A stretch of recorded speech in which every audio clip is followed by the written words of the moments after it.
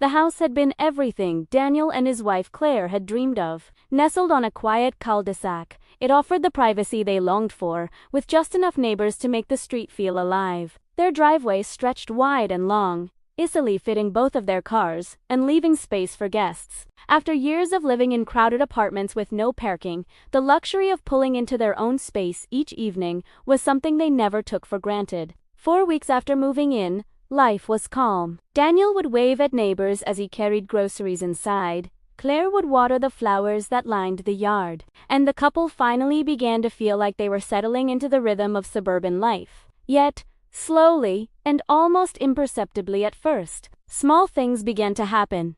Things that didn't quite make sense, but didn't feel urgent enough to address. It started with footprints. Daniel noticed them one morning after a rainstorm, deep impressions of shoes leading up and down his driveway, veering onto his lawn before disappearing onto the sidewalk. He brushed it off, thinking maybe a delivery person had taken a shortcut or a neighbor had strayed onto his property. But then it happened again. A week later, he came home to find a strange car parked halfway into his driveway. It wasn't blocking his own car, but it was angled awkwardly, with its back tires just on the edge of the grass. Daniel assumed it belonged to a visitor next door and chose to let it go. But when he looked closer, he noticed the car belonged to the house directly across from his own, one with the freshly painted shutters, the overly manicured lawn, and the permanent glare of its owner, Linda.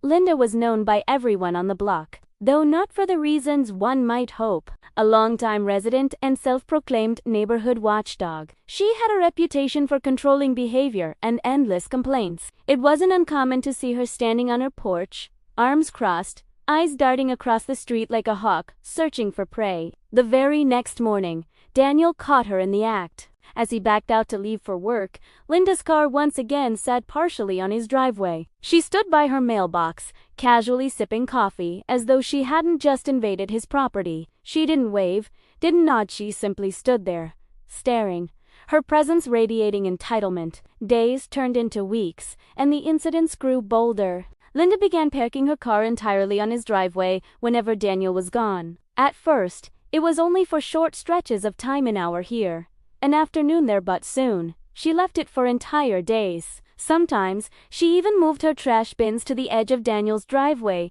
blocking part of his entrance. Claire grew uneasy.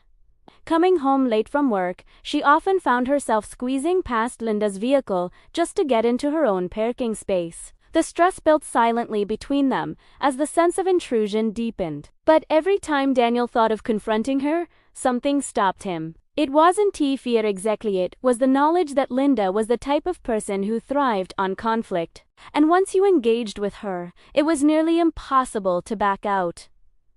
The breaking point came one Saturday morning. Daniel woke up early, planning to run errands, only to find Linda's SUV parked squarely in the middle of his driveway. It wasn't just partially on the edge, this time it was dead center, as though the concrete path belonged to her and him alone. To make matters worse, she wasn't even outside. He rang her doorbell, knocked, even waited, but no one came to the door. Hours ticked by before she finally emerged, keys in hand, acting as though she were doing him a favor by moving her vehicle. The encounter left Daniel simmering. This wasn't just about parking anymore. It was about control, about someone deliberately testing boundaries. And as he scanned the cul-de-sac that morning, he noticed the subtle way other neighbors avoided his gaze, the way their curtains twitched as though they'd seen this all before. Linda had done this to others.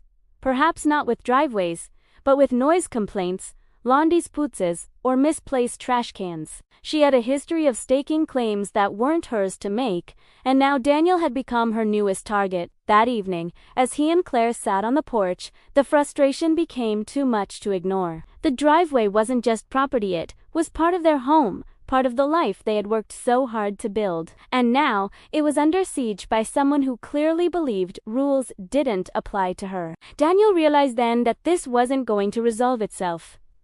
Linda wasn't the type to stop unless she was forced to. What began as annoyance was quickly turning into a war over boundaries, respect, and ownership. And though he hadn't yet decided how to fight back, Daniel knew one thing for certain. If Linda wanted to claim his driveway as hers, she was about to learn she had picked the wrong neighbor to challenge. The stage was set for a battle that would consume the neighborhood, pulling others into its orbit and exposing the cracks in the seemingly perfect suburban facade. And for Daniel, it was only the beginning.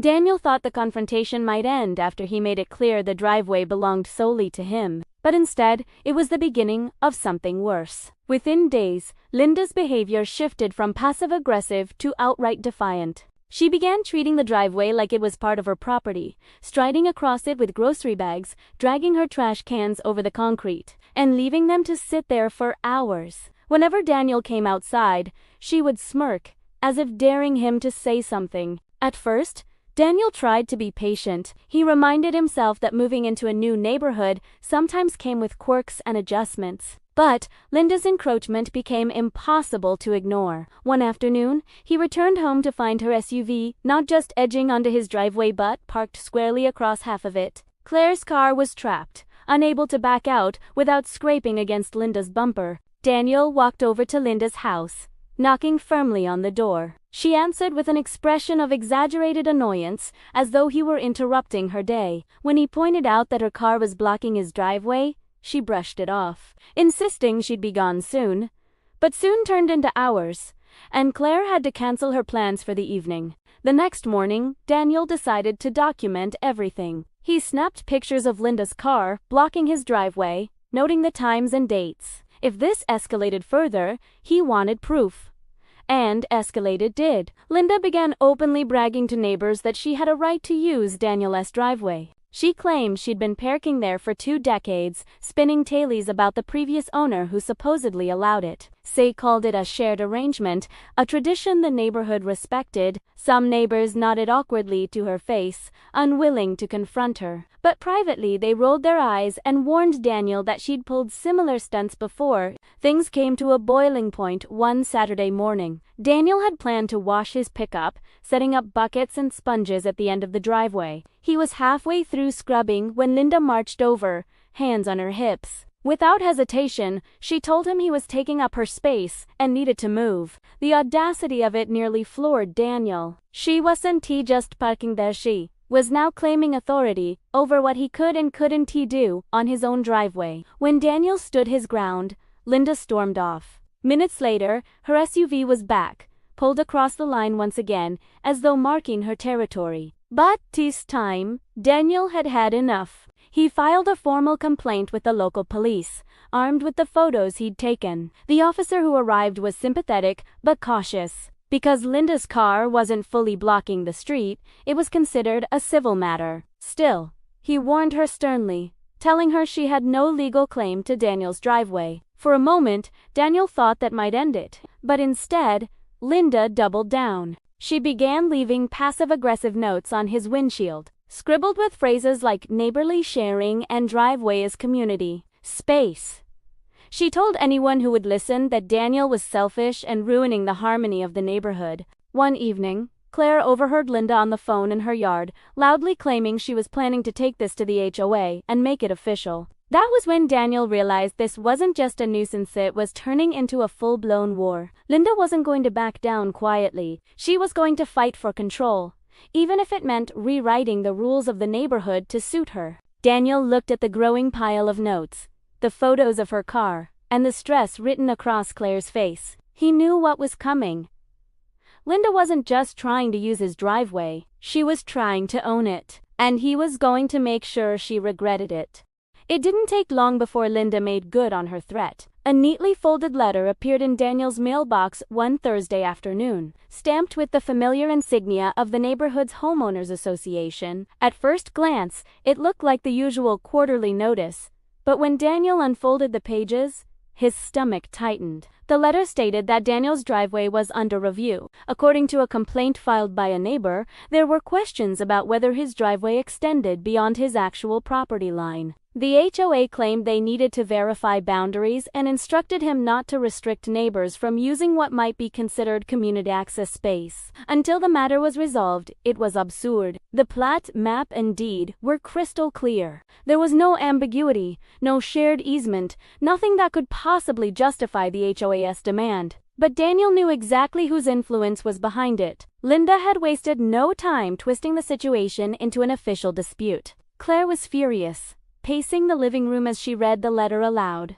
For Daniel, the anger simmered deeper. It wasn't just about parking any more, this was about principle. Linda wasn't content with inconveniencing him. She wanted control, and now she was using the HOA as her weapon. Over the next week, Daniel noticed subtle shifts in the neighborhood. Some neighbors who once waved now looked the other way. Others whispered in small clusters, clearly aware of the drama. Linda Mino paraded around with renewed confidence. She strolled across Daniel's driveway daily, sometimes carrying shopping bags just to prove a point. She greeted guests with a triumphant smile, loudly proclaiming that the HOA was handling it. Then came the fines. A second letter arrived, this time demanding payment for blocking shared access. It accused Daniel of being uncooperative with neighborhood traditions and warned that continued infractions could result in escalating penalties. The amount was small at first, but the implication was chilling. If he refused to comply, the fines could snowball. Daniel knew the HOA board was notorious for siding with longtime residents, and Linda had been there for decades. She likely had friends in positions of influence, people willing to bend the rules for her. But Daniel wasn't about to surrender. He dug deeper into his property documents, highlighting the section that clearly stated the driveway's boundaries. He contacted the city's planning office, requesting an official survey. If the HOA wanted proof, he would bury them in it. The surveyors arrived one crisp morning, measuring and marking with precision. Neighbors peeked through curtains, some bold enough to watch from their lawns. Linda stood on her porch, arms crossed, glaring at the workers as though they were trespassers. Afternoon. The results were clear. The driveway was 100% within Daniel's property. Every inch of concrete belonged to him. No question about it. He forwarded the results to the HOA, attaching copies of his deed and photos of Linda's car, blocking the space. But instead of backing down, the HOA dragged their feet. Weeks passed. With no resolution, Linda continued her campaign, spreading rumors that Daniel had doctored the survey results. She claimed he was a bully who refused to share with the community. Some neighbors believed her. Others simply stayed silent, unwilling to pick a side. The tension grew unbearable. Every time Daniel parked his truck, Linda was there, watching from her porch. Every time Claire left for work, Linda's SUV was suspiciously close to the driveway line. It was a constant game of intimidation, a battle of wills that left Daniel exhausted. And then came the breaking point. One morning, Daniel stepped outside to find bright orange spray paint scrawled across the end of his driveway. The word "shared" was painted in large, uneven letters, a blatant act of vandalism. That was the moment Daniel realized this had gone far beyond a petty dispute. Linda wasn't just using the HOA anymore. She was escalating into open hostility, determined to force her version of reality onto him. But if Linda thought Daniel would roll over, she was wrong. He took photos of the vandalism, filed a police report, and prepared for the fight of his life. The driveway battle had become a neighborhood war, and Daniel was ready to strike back. Daniel had reached his limit. The spray-painted word shared at the edge of his driveway was anti-disgrafitia, was a declaration of war. For weeks, Linda had hidden behind the HOA, manipulated the rules, and spread lies. But 'tis time she had crossed the line into criminal behavior, and Daniel was determined to make sure she paid for it. The first step was documentation. Daniel meticulously photographed every angle of the vandalism, capturing the paint stains, the drips that streaked onto the curb, and even the footprints left nearby in the concrete dust. He compiled the images with his growing collection of evidence. Linda's SUV blocking his driveway, the stack of threatening HOA letters, and the timestamps showing her daily trespasses. Claire urged him to stay calm, but Daniel knew patience alone wouldn't fix this. He needed to be strategic. He began by sending everything to the HOA board in a formal complaint, citing harassment, vandalism, and misuse of authority. He demanded they take immediate action against Linda or risk being implicated in her behavior. When the board ignored his email, Daniel escalated further. He filed a complaint directly with the city. The city inspector arrived a week later, clipboard in hand. Linda fumed from her porch as the inspector measured, photographed, and noted the spray-painted graffiti. The official survey results were referenced again, confirming without doubt that Daniel's driveway was private property. When Daniel explained the history of the dispute, The inspector's expression grew grim. He promised to forward the report to the police and include it in the city's file. For the first time, Linda looked rattled, but Daniel wasn't finished. Knowing Linda thrived on intimidation, he decided to shine a spotlight on her behavior. He printed copies of the survey map and the city's findings, laminating them neatly and posting one on the mailbox at the edge of his driveway. The sign read clearly, "Private property trespassing will be reported." Beneath it, he listed the city's case number. The reaction was immediate. Neighbors stopped to read, whispering among themselves. Some looked surprised, others relieved. For years, Linda had wielded her authority unchecked, but now her actions were public record. She no longer looked like a victim fighting for community rights. She looked like a bully caught in the act. That evening, Linda stormed across the street, demanding Daniel take the sign down. But this time, Daniel didn't engage. He simply held up his phone, recording her tirade. When she noticed the camera, she froze, spat out a few angry words, and stomped back to her porch. The footage joined his growing archive. The HOA, meanwhile, was under pressure. Other residents, emboldened by Daniel's stand, began submitting their own complaints. Stories emerged of Linda overstepping into their yards, criticizing paint colors, and even moving trash bins she deemed unsightly. The board, once her shield, now faced mounting backlash. At the next meeting, whispers circulated that they were considering removing her as president. But Linda, desperate to maintain control, made one final push. She filed her own claim with the HOA, insisting Daniel's new sign was unneighborly and violated community aesthetic standards. She demanded fines against him, hoping to regain her leverage. Instead, the board hesitated. With the city involved and evidence piling up, they knew siding with Linda could backfire. For the first time, Linda's demands didn't carry weight. Daniel sensed the tide turning. The once untouchable neighbor was faltering, her authority crumbling piece by piece. Still, he remained cautious. Linda was cornered, and cornered people often struck hardest.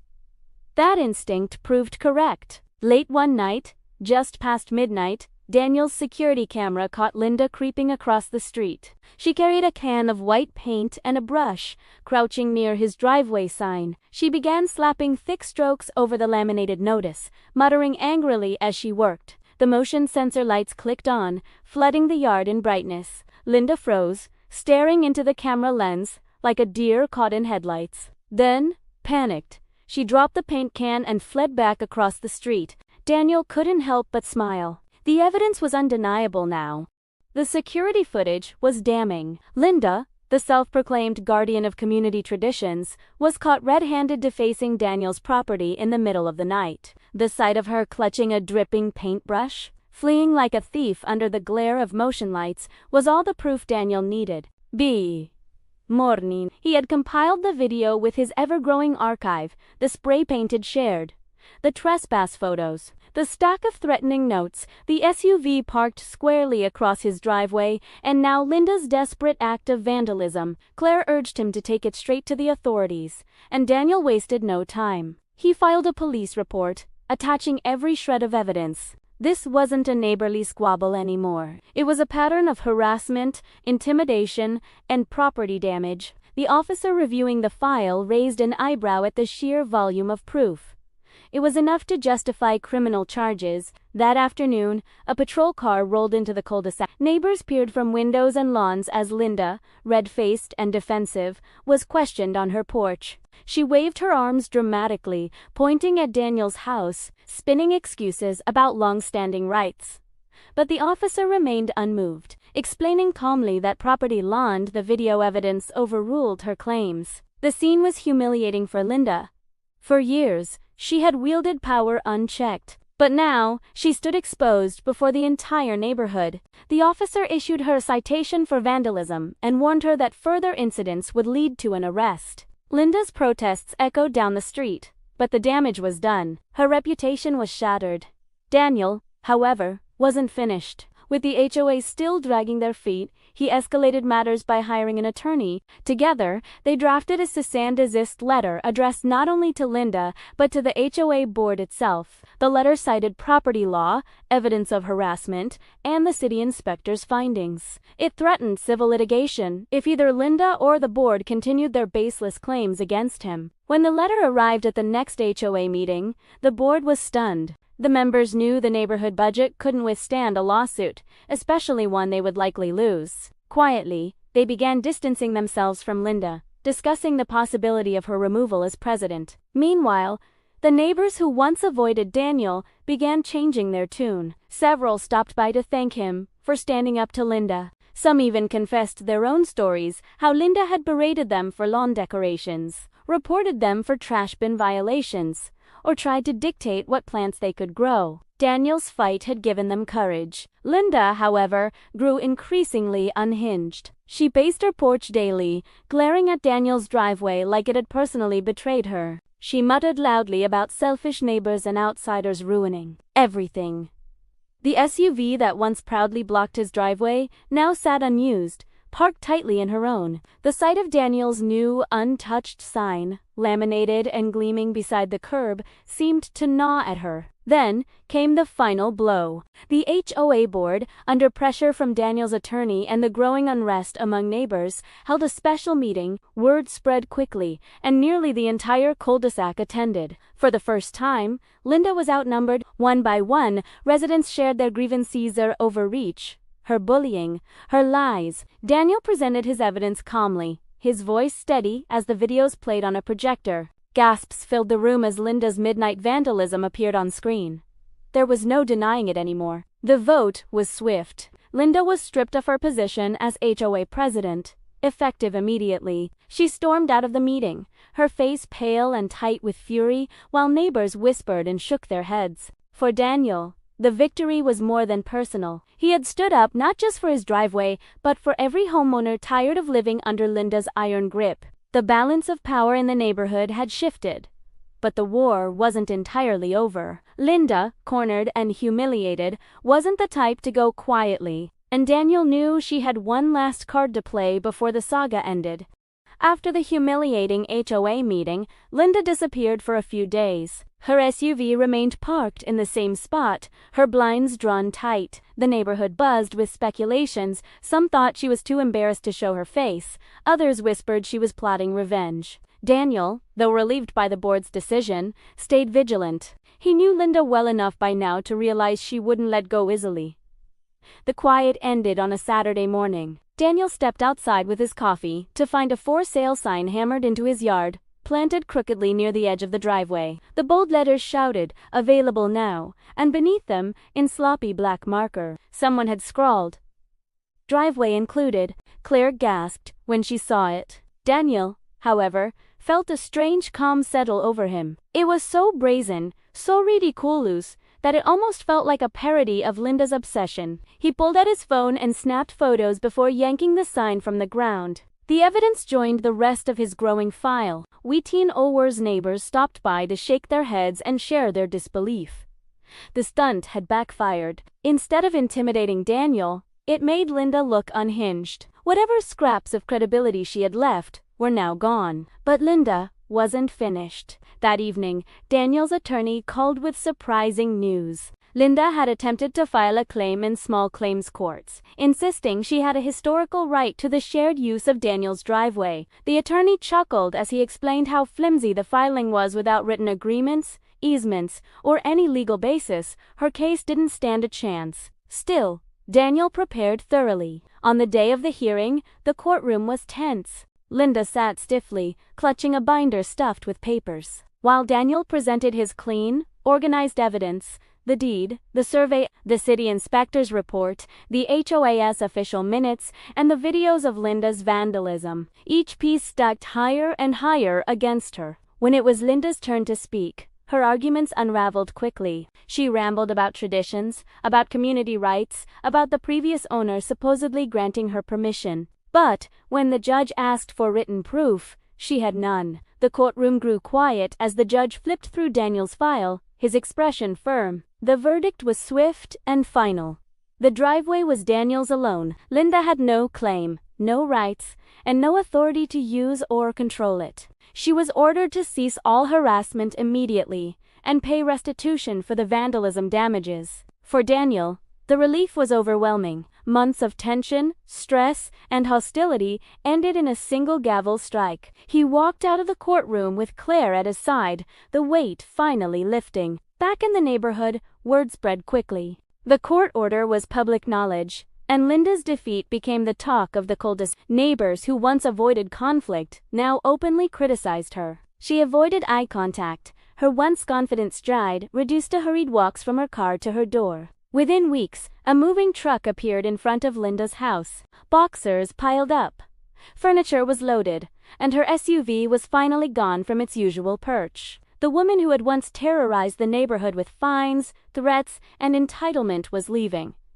This time, no one waved goodbye. As the truck pulled away, Daniel stood at the edge of his driveway, the sun setting behind him. His concrete strip, once the center of a neighborhood war, gleamed in the golden light. Claire joined him, slipping her hand into his, both of them smiling at the simple sight of an empty driveway completely theirs. It wasn't just a victory over Linda. It was a victory over fear, over bullying, and over the toxic control that had gripped the neighborhood for too long. The driveway battle was finally over, and Daniel had won.